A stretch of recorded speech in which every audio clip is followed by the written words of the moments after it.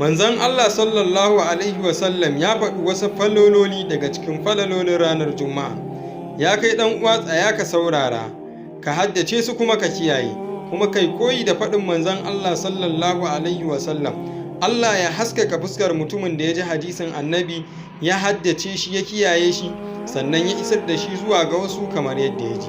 Saboda haka ya kai ɗan uwa, duk ƙanƙantan alkhairi kar ka gajiya wajen yaɗa shi, za ka samu lada mai ɗimbin yawa, wanda ladan nan zai iya maka silar shiga aljanna. Manzon Allah sallallahu alaihi wasallam ya ce, ku yawaita yi min salati a ranar Juma'a da daren Juma'a. Duk wanda ya min salati da Allah zai masa 10. Sannan kuma Allah da mala'ikunsa suna yi wa fiyayyen halitta salati.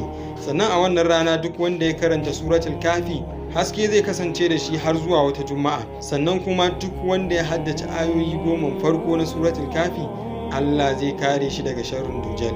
Ya kai dan uwa, kar ka bari wannan tagwammashi ya wuce ka. Yi kokari kai ma ka isar da sakon zuwa ga wani domin ya amfana. Allah ya tattara mu cikin lada, Allah ya sa mu dace.